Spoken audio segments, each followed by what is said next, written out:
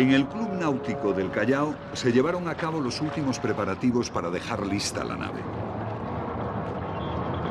Había que montar los mástiles y las espadillas o timones laterales tan empleados en los comienzos de la navegación.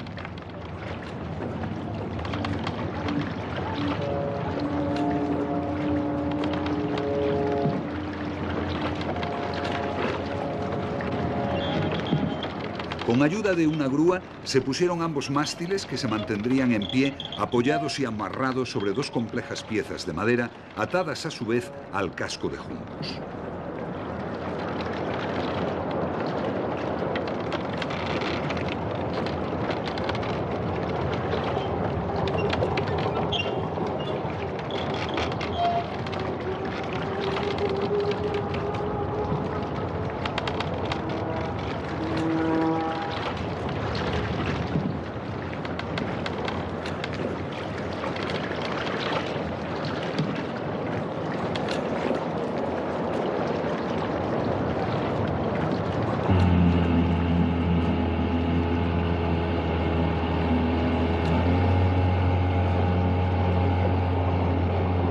Los marinos trabajan sin parar en la balsa, organizando todo el aparejo.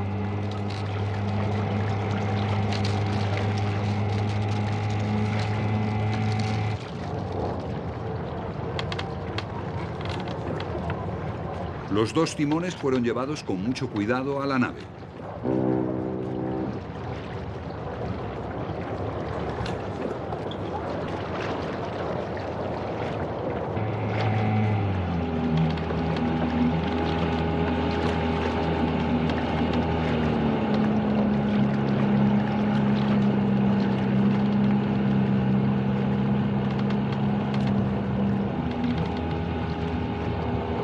Poco a poco, la balsa fue quedando lista para su gran odisea.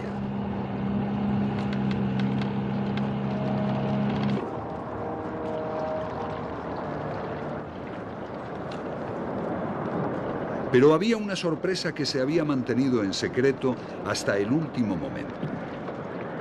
Un impresionante mascarón de proa construido en Totora por el mismo artista que pintó la vela terminaría de dar vida a la balsa. La escultura reproduce un felino de la iconografía mochica. En estas vasijas de la cultura del norte del Perú vienen siempre representadas las balsas con mascarones de proa y popa con forma de cabeza de puma. No se sabía si estos motivos estaban hechos de barro o madera. Ahora sabemos que se podrían realizar en Totora. Era el primer descubrimiento científico realizado por la expedición.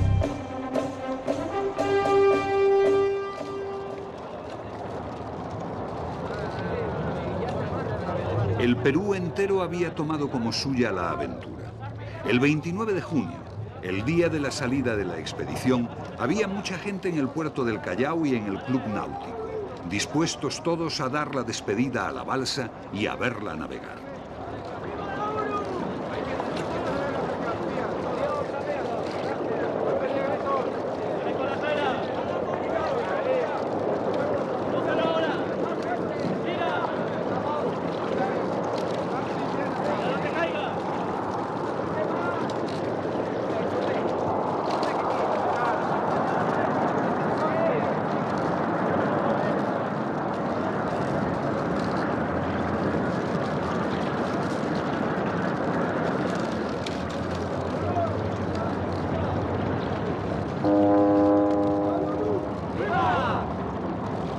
Un sacerdote misionero español de Navarra bendijo la balsa deseándole un buen viaje.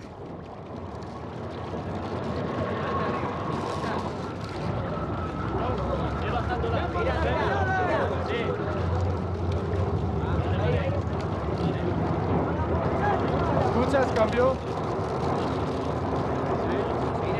Trae todas las provisiones y estamos listos para salir. El constructor de la balsa, el aymara Paulino Esteban, viajó desde el lago Titicaca en los Altos Andes para ver navegar y despedir también a su balsa. Había mucha actividad en torno al Uru.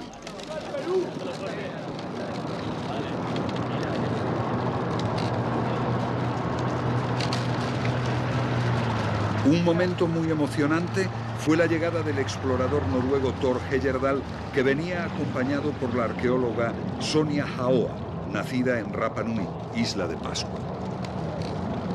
Thor, que en 1947 zarpó desde el mismo puerto en su balsa Kon-Tiki, apretó la mano de Quitín Muñoz, que ahora se lanzaría 41 años después a la aventura en otro tipo de balsa para apoyar la misma teoría. Periodistas del mundo entero filmaron y fotografiaron el gran momento e hicieron preguntas al eminente científico sobre la nueva expedición. Lo que más interesó a Thor Heyerdahl fue el mascarón, la cabeza de puma realizada en Totora. Ambos expedicionarios recorrieron la balsa viendo todo tipo de detalles: el funcionamiento de los timones, las velas, los dos mástiles. El doctor felicitó a Quitín Muñoz por su trabajo y este le hizo unas últimas preguntas antes de emprender la gran aventura. Para mí era muy importante la presencia de Thor Heyerdahl. Él era la primera autoridad mundial en navegación primitiva y en contactos transoceánicos entre diferentes culturas.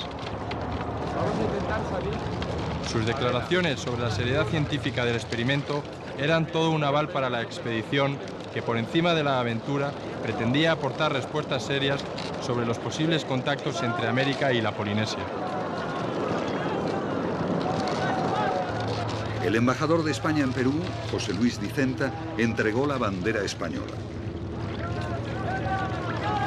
Todo estaba listo para la partida. Por toda la balsa había un gran desorden de cajas. Introdujimos todo lo necesario para nuestra vida a bordo. Una radio y una balsa salvavidas eran todos los recursos ante un posible desastre.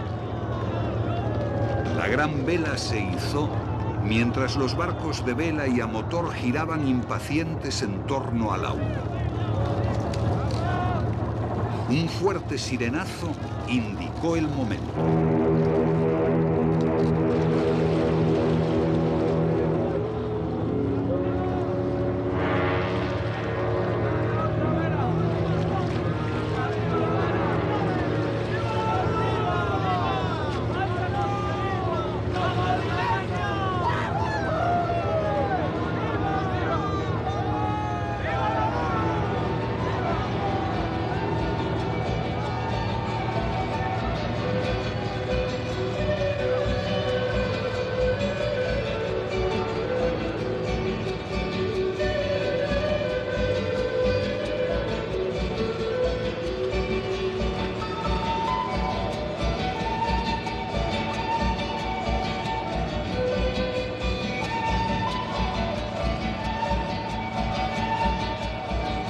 Los peruanos acompañaban eufóricos a la balsa, gobernada por unos extranjeros que pretendían recordar al hombre contemporáneo la grandeza de un imperio olvidado, el Perú.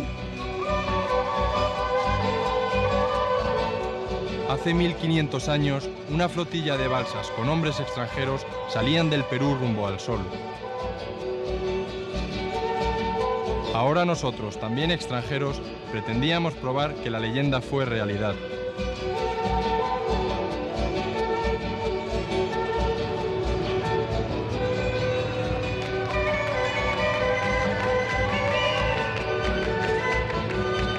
Thor Heyerdahl a un timón y Quitín Muñoz al otro dirigieron la nave en sus primeras millas.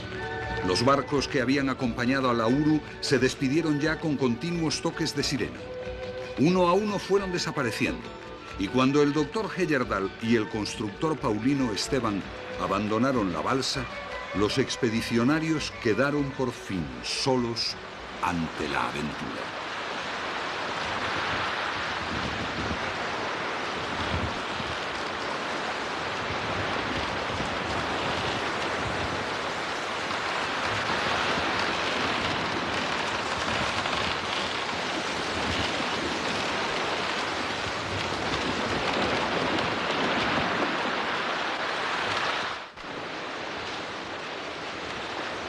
El 30 de junio fue nuestro primer día de navegación. Amaneció con sol y buen viento. La luna llena nos había acompañado toda la noche y la tripulación estaba muy optimista. El viento era constante. Nuestro rumbo era 250 grados oeste con dirección del viento sur-sureste, pero la corriente nos derivaba hacia el norte. Nuestra proa tendría que mirar siempre al oeste durante muchos meses.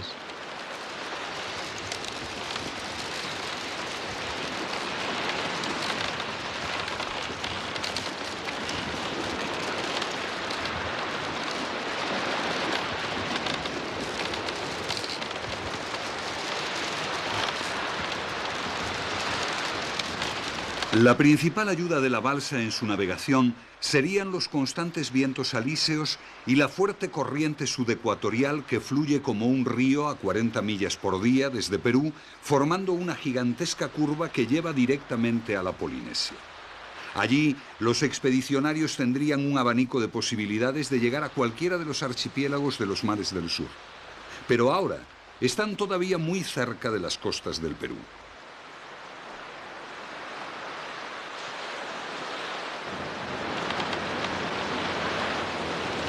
La primera preocupación es comprobar si todo funciona correctamente y aprender a gobernar la nave.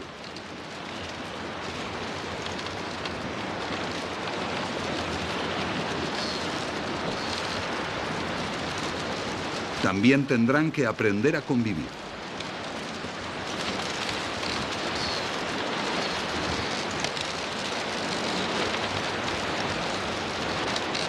Durante los primeros días, los miembros de la tripulación van conociéndose y adaptándose unos a otros para afrontar lo mejor posible los próximos meses.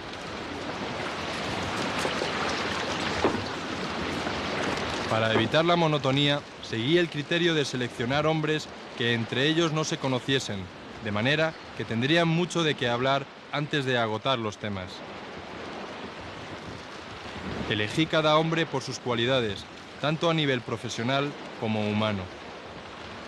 Cada uno tendría su labor particular, pero los trabajos relacionados con la navegación serían comunes. Pepe de Miguel era el cámara que filmaba toda la aventura y tuvo mucha iniciativa a la hora de reparar las averías.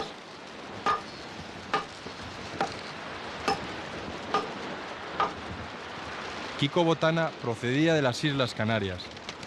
Había dado 2 veces la vuelta a España como regatista y sería el encargado de la navegación.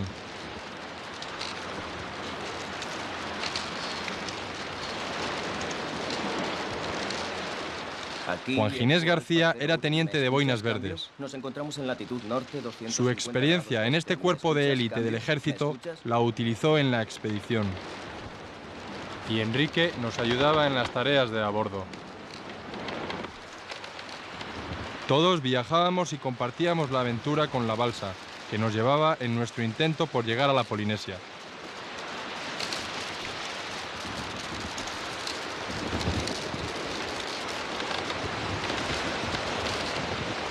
Pero el viaje no iba a ser fácil. La continua escora a estribor debido al viento del sureste hace inclinar la caseta que el equipo intenta enderezar. La balsa navega todavía hacia el norte. Han recorrido ya 50,4 millas en 4 días.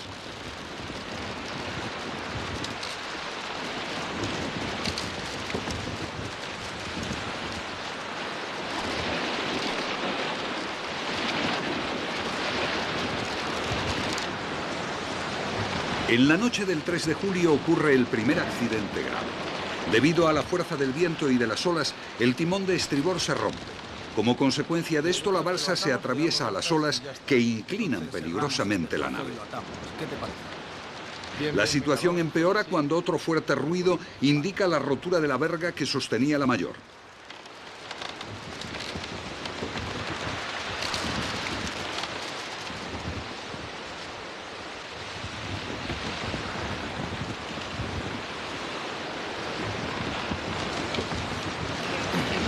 Debido a esto, la tripulación del Uru trabaja sin descanso después de pasar toda la noche luchando por enderezar la embarcación.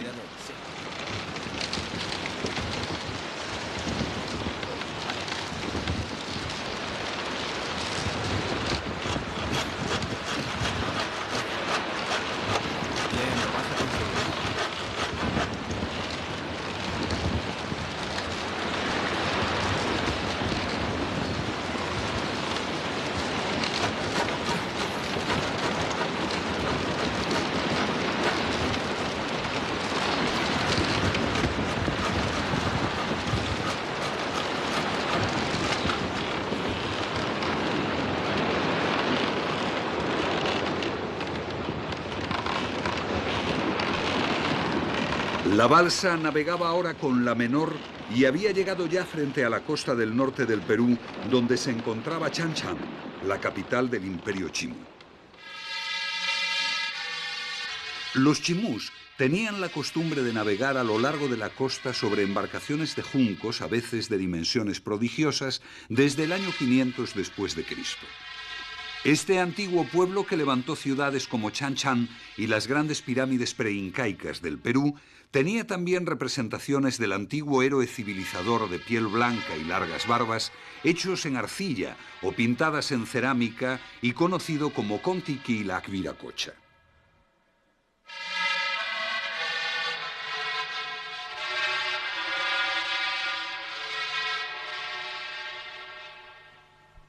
Nosotros navegábamos ahora en aguas chimús y en una balsa idéntica a las suyas, con la esfinge de ese dios blanco en nuestra vela. Nos sentíamos una herencia del pasado transportada al presente y recordábamos la época de los grandes viajes de las civilizaciones preincaicas a otras tierras.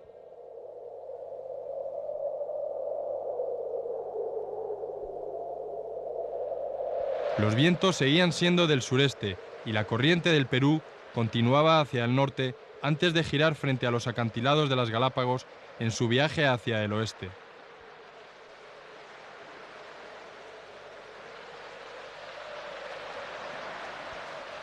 La balsa seguía en dirección norte debido a su problema de escora y la falta de uno de sus timones.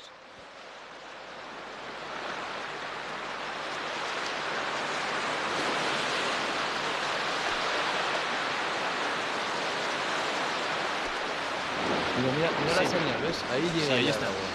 ¿Crees que chocará más? No sé, ha subido bastante. Pero las dificultades se incrementaban.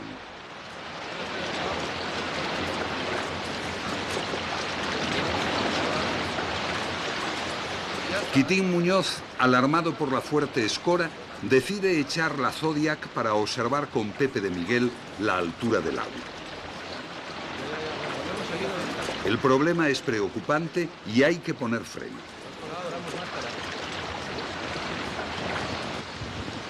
Ok, tranquilo. Sujétame la vela. Ten cuidado, no te la vela, Ten cuidado. Está la guarda aquí debajo.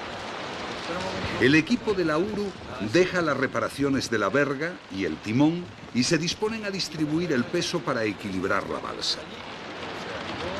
La proa será despejada y todas las provisiones se estibarán en el costado de babor.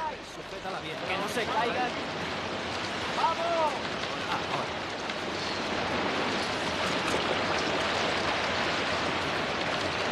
Los 1.500 litros de agua también irán al mismo lado.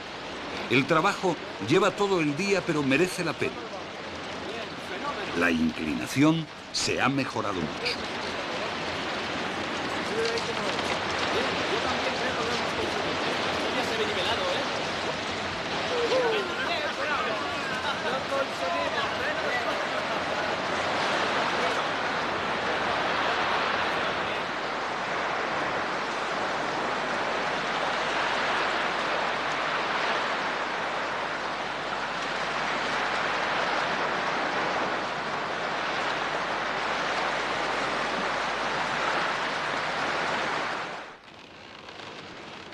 El 8 de julio, después del desayuno, apareció por babor a lo lejos el primer barco que veíamos.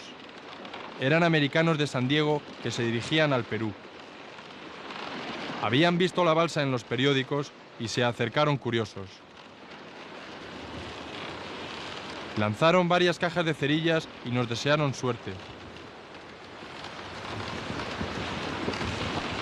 Eran las últimas personas que veríamos en los próximos meses.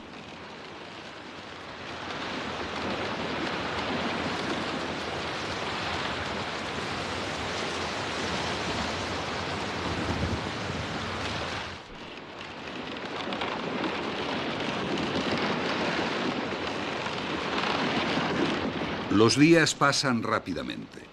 El sol se oculta pronto y las jornadas se hacen muy cortas a pesar de los trabajos.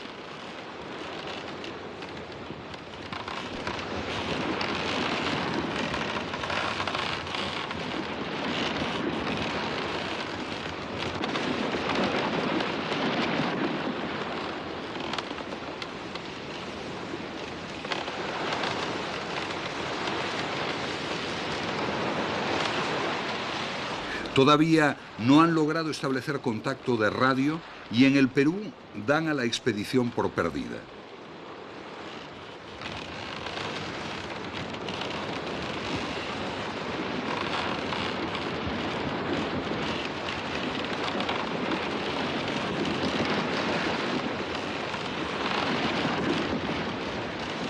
Pero en la balsa, a pesar de las averías, se respira tranquilidad.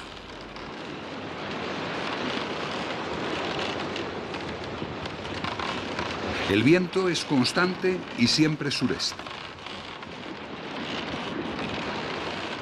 Debido a la escora y a la falta del timón, la posición en la que se encuentran es más al norte de lo previsto, por lo que los trabajos de arreglo se aceleran. Después de una laboriosa reparación, se coloca el timón de estribor.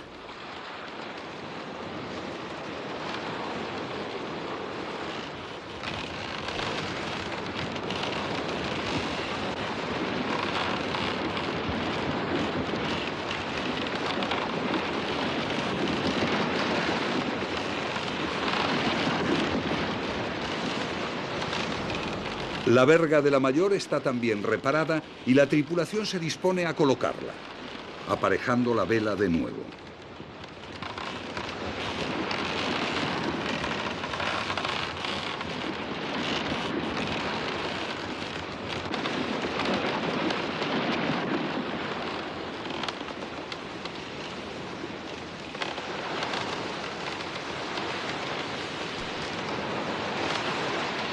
Entre todos, suben la gran vela.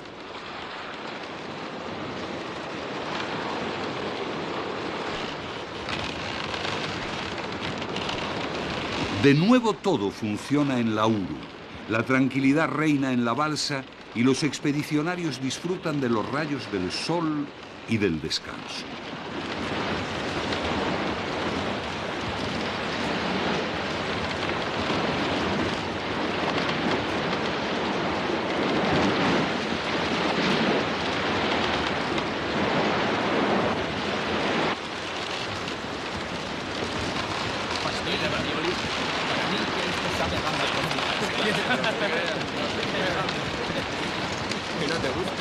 Un sistema por el cual los timones van solos, atados con nudos flexibles, permite a la tripulación navegar durante muchas millas sin tener que preocuparse de la dirección de la balsa.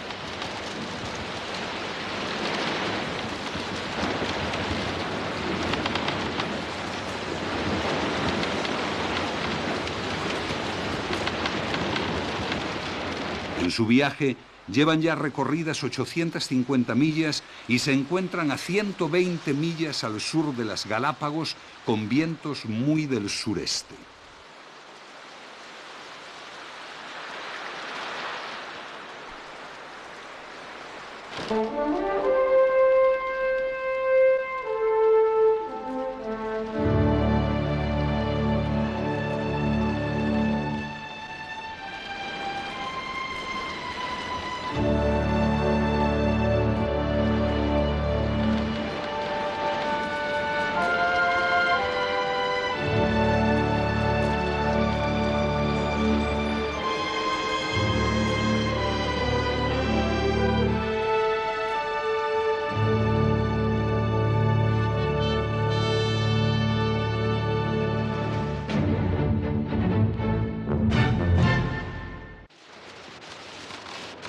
El salvavidas de seguridad que llevan a 20 metros de la popa sigue a la balsa en su recorrido hacia la Polinesia. Los tripulantes de la Uru, acostumbrados ya a la naturaleza, conviven con el mar como auténticos Robinsones.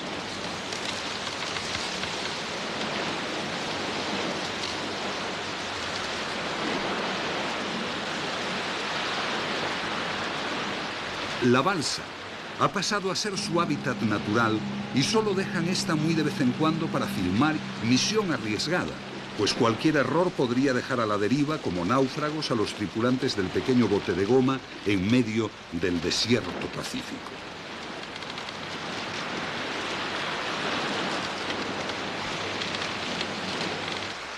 En la posición en la que se encuentran, tendrían que cambiar ya el sentido de la navegación.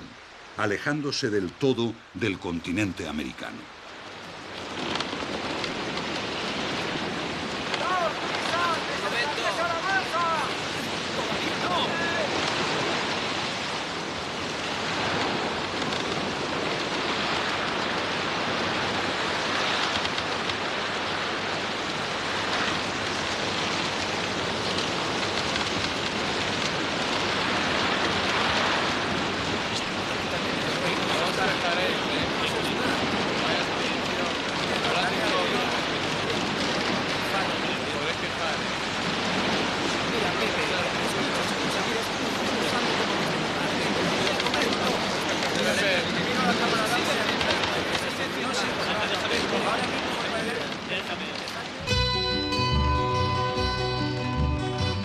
Los días se suceden y los expedicionarios se van curtiendo al viento y al sol del Pacífico.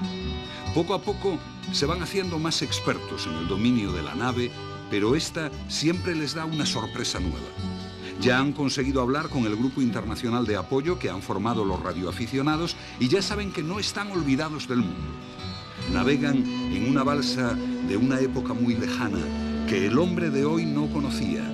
Navegan ya en un mar que les aleja de todo indicio de civilización. Están suspendidos en el tiempo y en el espacio, y el único cordón umbilical que les une con el mundo es la radio, que funciona dependiendo de la climatología.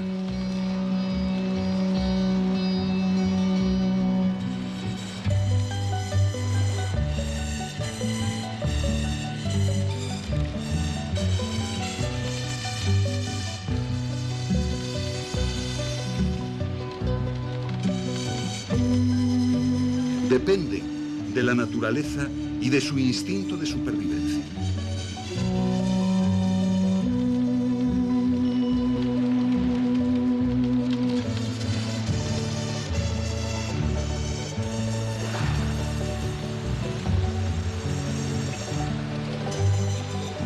De vez en cuando consiguen pescar el sabroso dorado del Pacífico y ese día el equipo entero disfruta del festín.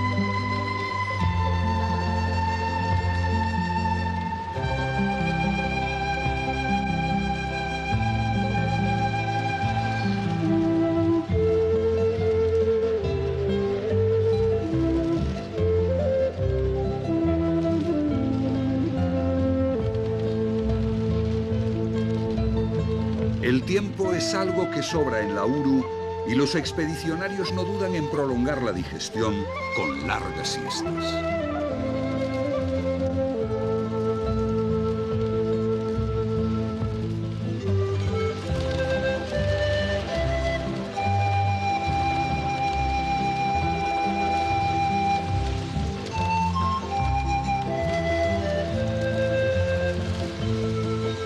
La balsa sigue avanzando hacia un clima cada vez más confortable.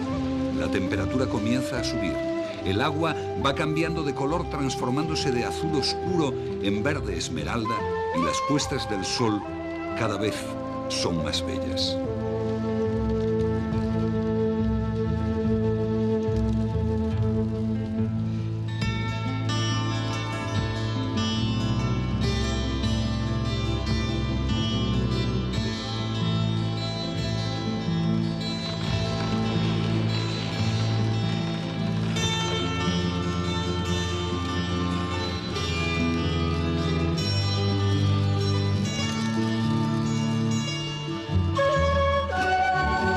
El 29 de julio se cumple un mes de navegación y la tripulación sigue igual de animada, conviviendo en armonía, disfrutando la maravillosa aventura de sentirse unos Robinsones del siglo XX.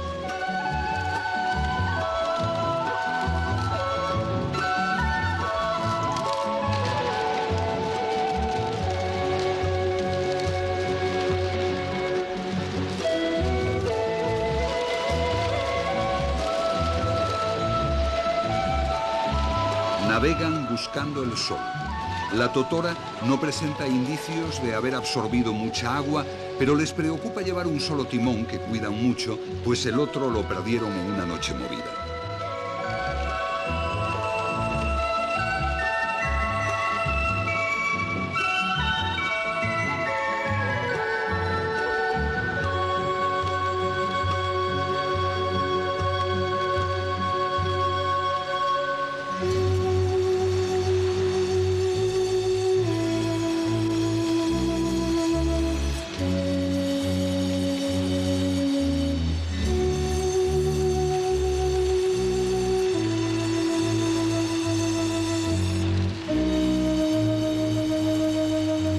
La balsa está demostrando ser muy marinera.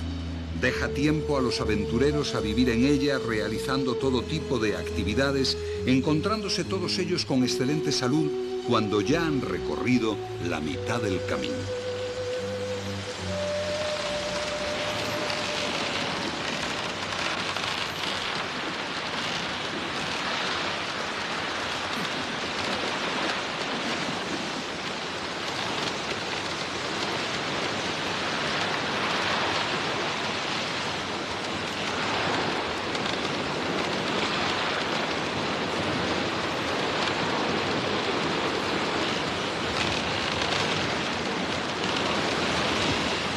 En su intento por probar que los hombres de las civilizaciones más brillantes de la historia tenían embarcaciones para abrirse camino a través de los océanos como verdaderos portadores de cultura, se han internado poco a poco en el Océano Pacífico y se encuentran a 1800 millas al norte de la isla de Pascua. La isla de Pascua, la legendaria isla de Pascua. Mucho se había escrito sobre los misterios de este pequeño trozo de tierra, solitario y alejado en medio del océano del resto del mundo. Pero todavía sus enormes estatuas guardaban mudas la respuesta. ¿Quién levantó aquellas gigantescas cabezas de piedra con facciones de hombre blanco y mandíbulas barbadas?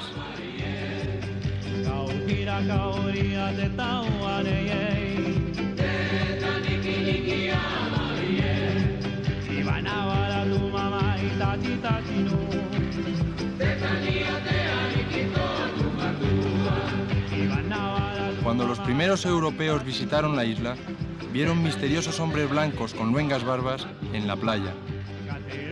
También vieron indígenas que eran morenos, y estos últimos contaron que habían emigrado de otras islas de la Polinesia 22 generaciones atrás.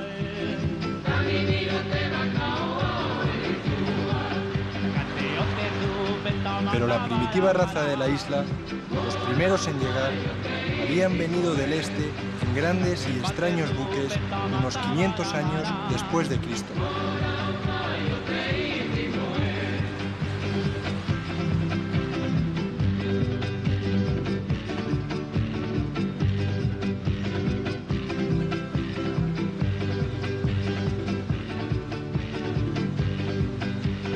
A la raza que había venido desde Oriente les llamaban los orejas largas porque se alargaban artificialmente los lóbulos hasta hacerlos llegar a los hombros. Construyeron por toda la isla estatuas de piedra con las orejas alargadas, reflejando en las cabezas esta extraña costumbre.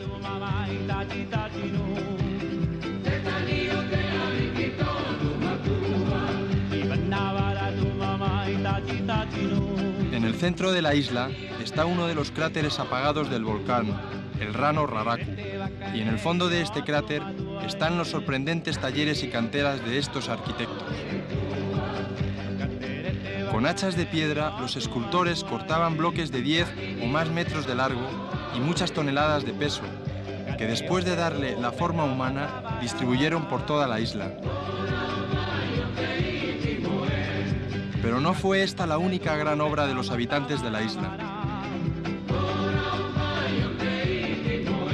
En la ladera del cráter más alto, el Rano Kao, se asoma como una gran ventana al Pacífico un pueblo entero de casas llamado Orongo.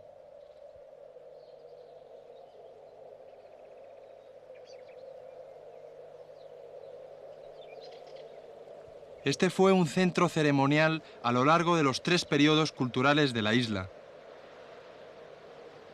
Los primeros y más antiguos habitantes lo usaron como observatorio solar y registraban la posición del sol al amanecer.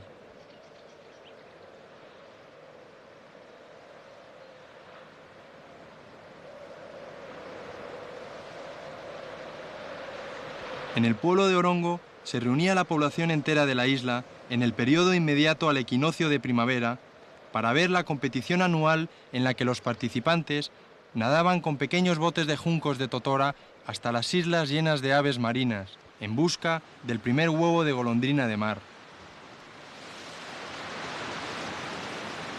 El ganador sería el hombre pájaro del año.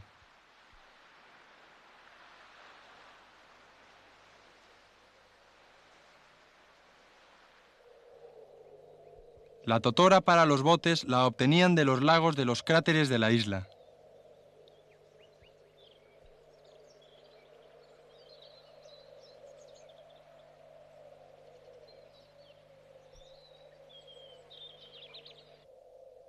Pero la apacible convivencia de estos 2 pueblos de razas diferentes se deterioró.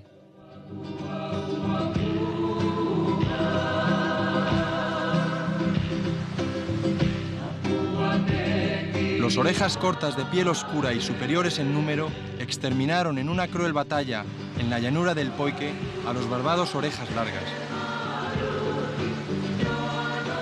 Los supervivientes rompieron y tiraron las estatuas. El pueblo polinesio quedó como único en la isla, pero las evidencias culturales de los primeros habitantes quedaron para siempre. Incluso las leyendas y tradiciones cuentan que la tierra de donde vinieron los primeros habitantes está situada a 60 días de navegación hacia el este y se llamaba el lugar de enterramiento.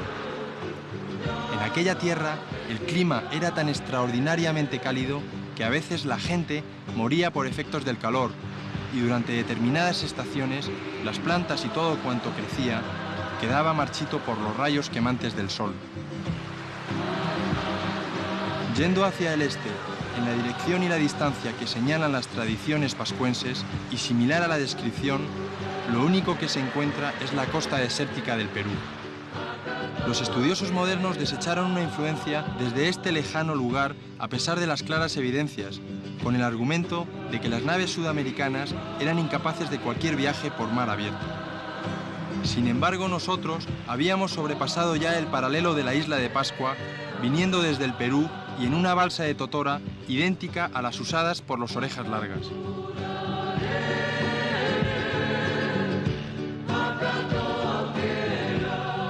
Pero el viaje, igual que a ellos no les debió resultar fácil, para nosotros tampoco lo estaba siendo. Debido al desgaste y a la fuerza del viento, la gran vela se ha abierto por varias zonas y hay que bajarla para coserle parches y evitar que las brechas se agranden más. La vela de repuesto sirve de ancla flotante para mantener la nave a favor del viento.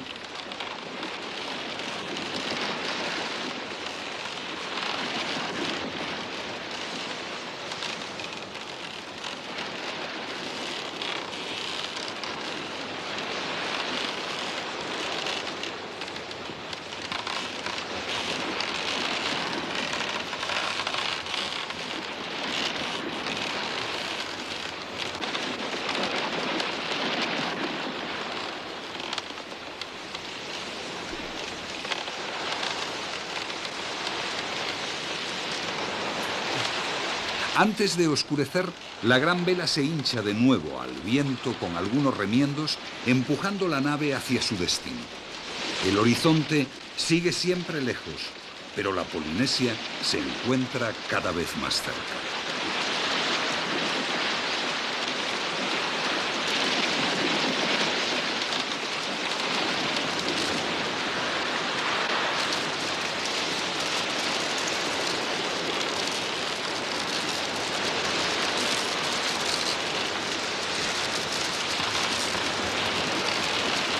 La tripulación de la Uru sigue viviendo su fantástica aventura en armonía total con la naturaleza.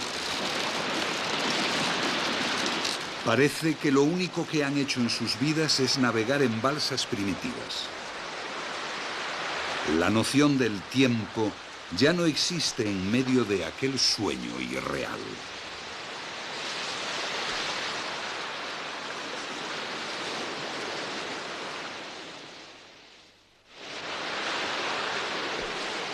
Pero la realidad les ha llevado a una posición demasiado alta para poder alcanzar las islas de la Polinesia y existe un alto riesgo de seguir hasta las Fiji, Tonga o Samoa si no consiguen bajar al mismo paralelo de las Marquesas.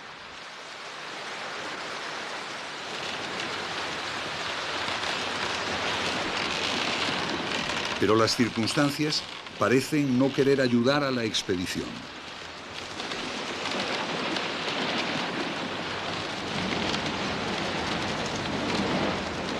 Debido a la escora crónica que ha sufrido el Uru en tantos días de navegación, con el viento siempre del este, los hombres de la tripulación se ven obligados a proteger el costado de estribor, cosiendo lonas para impedir la entrada del agua.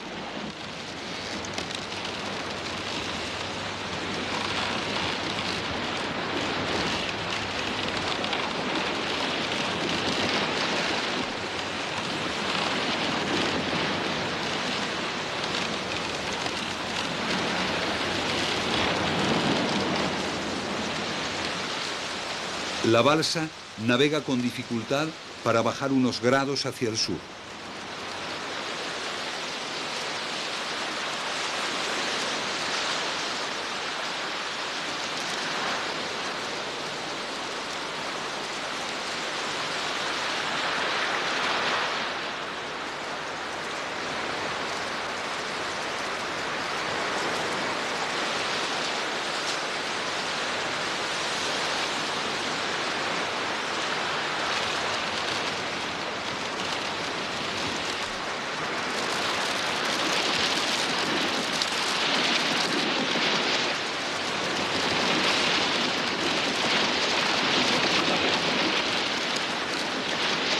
El mar es fuerte, el viento también, y los días se suceden mientras la balsa avanza rápidamente. La velocidad con la que prosiguen su camino hacia el oeste es demasiada en proporción con los grados que consiguen descender diariamente y el riesgo de pasar las Marquesas es muy alto. Los problemas no terminan. La rotura del único timón de la nave incrementa las dificultades en aquel difícil pulso por ganar las islas más orientales de toda la Polinesia. La tripulación del Uru trabaja rápido, pues saben que en aquellas condiciones tan solo en cuestión de horas pueden perder las millas que tan difícilmente consiguieron bajar hacia el sur en los días anteriores.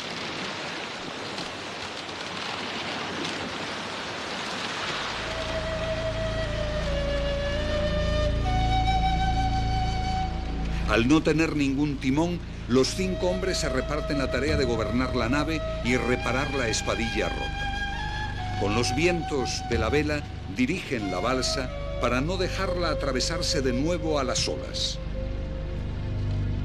El trabajo es duro y la noche cae en el Pacífico mientras la tripulación, agotada, trabaja desesperadamente.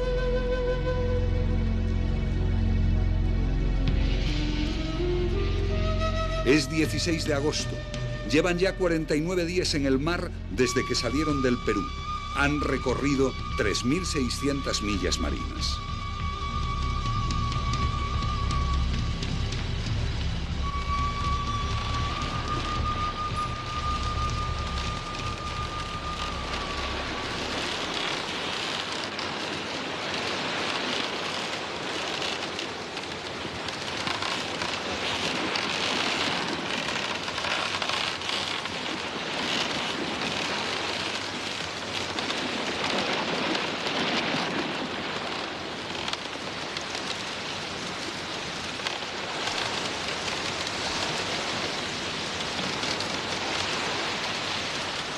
Con el timón reparado en 7 horas, la balsa sigue navegando con un fuerte mar, pero ya lo han conseguido.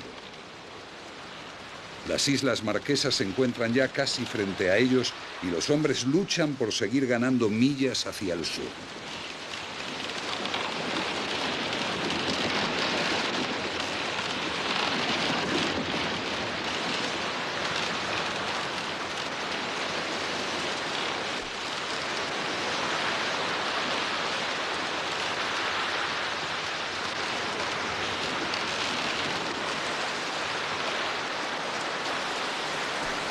¿Conseguirán arribar a las islas o terminarán estrellándose contra los altos acantilados, arrastrados por las fuertes corrientes?